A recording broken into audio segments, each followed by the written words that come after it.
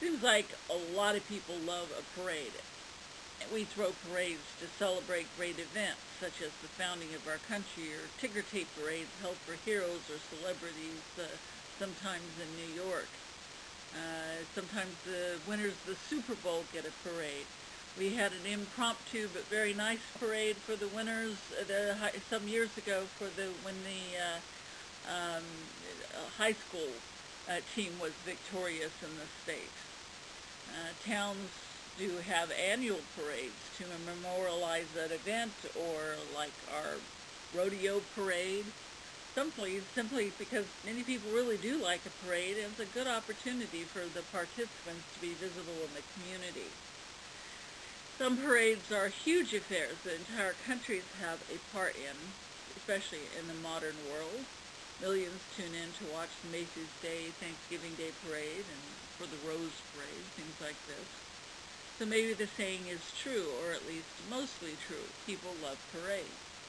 But as far as I know, there's only one parade that in itself is memorialized every year. Thousands of churches will do so. They will wave palm branches. Sometimes they will process, they will sing, they will reenact at times. Of course, this was a very special parade. Jesus was involved, and everything he did is special to us. The palm procession was planned ahead of time by Jesus. Jesus chose to ride a donkey into Jerusalem, and he made arrangements to borrow the animal. Riding was very different from his usual practice. Ordinarily, he walked everywhere. He'd cross the country on foot. He traveled into Samaria on foot. Now, this time he would ride. Now, some people think of it as a humble act. The line from Zechariah tells us about the king coming humble and riding on an ass.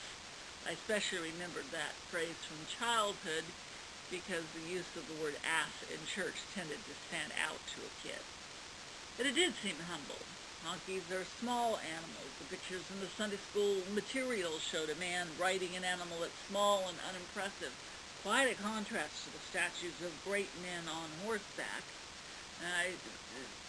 In recent months, I've seen the PBS program on the Medicis, and it talks about how Giovanni de' Medici was a wealthy man, an important man, but he rode a mule in order to seem humble and not invite attack. The mule was a little bit bigger than a donkey, but still is not the big, impressive animal like a horse is. Now, as a kid, I had been to a parade. You never saw people riding donkeys. If an adult rode a donkey, you'd practically look at him high level instead of craning your head up to see him. If it was someone riding a donkey, it would be a child. A grown-up on a donkey seems almost ridiculous, sort of the opposite of when a kid dresses up in their parents' clothing. So it made sense when I was a kid to hear about the humility of Jesus in riding an ass or a donkey. He wasn't entering Jerusalem like Caesar to conquer. He came humbly. The only problem with that picture is that, first of all, he could have walked. As it was, he probably spent the nights in Bethany and walked every day from there the rest of the week. On Palm Sunday, he deliberately set himself apart in riding that donkey. Secondly, he knew his disciples. They were going to make a big deal of this, and he knew human nature, so he knew other people would get involved as well. He planned to stir things up. The donkey had significant symbolism. It evoked kingly, even messianic images from the scriptures. We presume that these images were not unknown to the people in first Israel, but even if riding a donkey didn't evoke that for all the common people, it surely would have done so for the educated religious leadership. It seems clear that Jesus was making sure that certain people in Jerusalem would notice his presence, and that's exactly what happened. They growled at the disturbance. "Tell the people to shut up," they'd instructed Jesus. They seemed again to be deliberately provocative. If they were silent, the stones themselves would shout. To me, this is the power of the Palm Sunday procession. Jesus threw down the gauntlet. He had already caused controversy. He knew his enemies were gathering. He knew what would be the likely consequences of his actions. The disciples who were singing and tearing down branches had never taken it seriously, but he had told them. He had told them about the cross. He knew what he was doing would almost certainly lead to his death.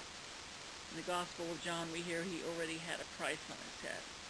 Now he rides into Jerusalem, deliberately provoking those opponents even further, as if he was saying, you will have to deal with me. You will have to decide about me. And what they decided was that he should die. But they just didn't realize something. His enemies among the religious leadership wanted to kill him out of jealousy and fear. The rabble who gathered for show that Thursday night shouted for him to die, and by the way, it was not the same crowd as on Sunday morning. The Romans decided to kill him because it was expedient to help them keep the peace. They all thought they could take his life, clean up the mess, and that everything would go on as it had before. The thing they didn't count on was the fact that their power to take his life was only an illusion. They could not take away his life, and that was because he gave his life. He gave his life for his disciples and for his friends and for us and even for the sake of those who wanted him dead. One of the reasons why 2,000 years later we celebrate with palms. We set a cross upon an altar, and he still asks us to decide every day about him and about what kind of difference we'll let him make in our lives. Amen.